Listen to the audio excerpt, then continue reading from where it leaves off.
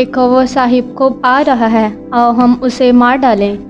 ہمارے لیے آج کی تلاوت تکوین 37 باب 3 تا 4، 12 تا 13، 17 تا 28 آیات۔ یوں ہوا کہ اسرائیل یوسف کو اپنے سب بیٹوں سے زیادہ پیار کرتا تھا، کیونکہ وہ اس کے بڑھاپے کا بیٹا تھا، اور اس نے اس کے لیے ایک آستین دار لباس بنوایا جو اس کے بھائیوں نے دیکھ کر اس کے باپ اور اس کے سب بھائیوں سے اسے زیادہ پیار کرتا تھا، اس سے کینہ رکھا، یہاں تک کہ وہ اس سے صلح کی بات نہ کر سکتے تھے۔ اور اس کے بھائی اپنے باپ کے گلے چرانے کے لیے گئے۔ تب اسرائیل نے یوسف سے کہا، کیا تیرے بھائی نہیں چراتے؟ آ میں تجھے ان کے پاس بھجواؤں۔ تب یوسف اپنے بھائیوں کے پیچھے چلا اور انہیں دوتائن میں پایا۔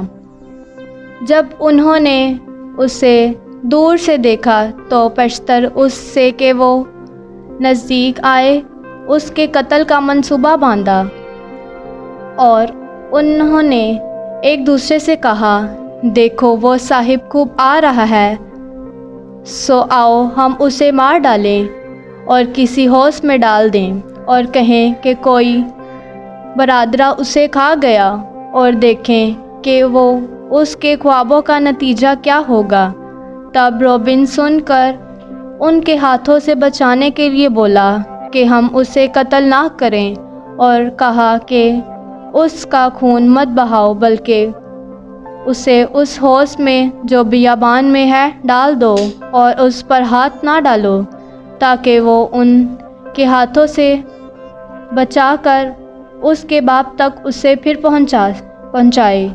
جب یوسف اپنے بھائیوں کے پاس آیا تو انہوں نے اس کا آستین دار لباس جو وہ پہنے تھا اتارا اور اسے پکڑ کر حوض میں ڈالا۔ وہ حوض خالی تھا، اس میں پانی نہ تھا، اور وہ روٹی کھانے بیٹھے۔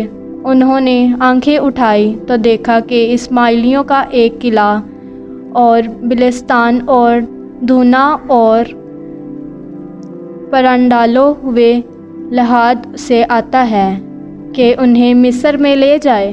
تب انہوں نے اپنے بھائیوں سے کہا کہ اگر ہم اپنے بھائی کو مار ڈالیں اور اس کا خون چھپائیں تو کیا فائدہ ہوگا؟ آؤ اس سے اسماعیلیوں کے ہاتھ سے بچائیں اور اس پر اپنے ہاتھ نہ ڈالیں، کیونکہ وہ ہمارا بھائی اور ہمارا خون ہے۔ اور اس کے بھائیوں نے اس کی بات مانی۔ اس وقت وہ دردمندی سوداگر گزرے، سوا انہوں نے یوسف کو کھینچ کر حوض سے باہر نکالا اور اسماعیلیوں کے ہاتھ 20 روپیہ بھیجا اور یوسف کو مصر میں لائے۔ پاک کلام کے پڑھے اور سنے جانے پر خدا کی برکت۔